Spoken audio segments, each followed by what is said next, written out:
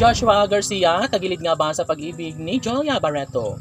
Well, masasabi ng taong bayan na sobrang negatibo.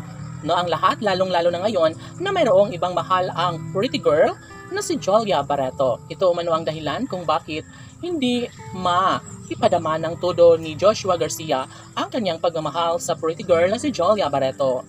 Ngunit kalmado lamang ang aktor at naghihintay lamang siya ng tamang pagkakataon kung kailan niya gawing posible ang lahat.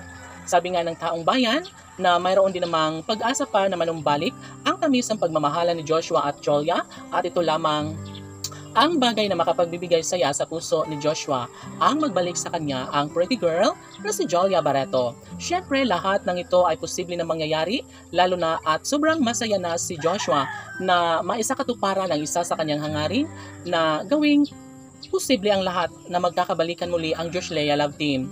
Samantala, sobrang success ang pinagsasamahan at pinagtatambalang pelikula ng Josh Leia Love Team.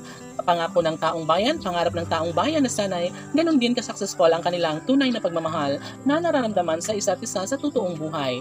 Dahil tsak umano na mas magbibigay kilig at kaligayahan ito sa taong bayan.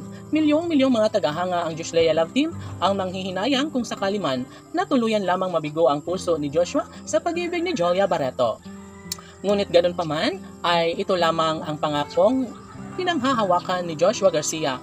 Yun ay ang mamahalin niya habang buhay, ang pretty girl na si Jolia Barreto. At ito lamang ang kanyang nais na pakasalan at magiging ina ng kanyang mga magiging supling. Opo, wala nang iba pang ninanais pa ang taong bayan kundi ang magbalik ang tamis ng pagmamahala ni Joshua Garcia at ng pretty girl na si Jolia Barreto. Tanong ng mga netizens, si Joshua at Jolia nga kaya ang magsasama sa harap ng altar at mga kung sila lamang ang magmamahalan habang buhay? Well, ating pakaabangan at malaki pa rin naman ang posibilidad na maging makatotohanan ang lahat, lalo na si Alden Richards lamang ang bukod tanging si Joshua Garcia lamang ang bukod tanging lalaking nagbibigay saya at kaligayahan sa puso ng dalaga na si Jolia.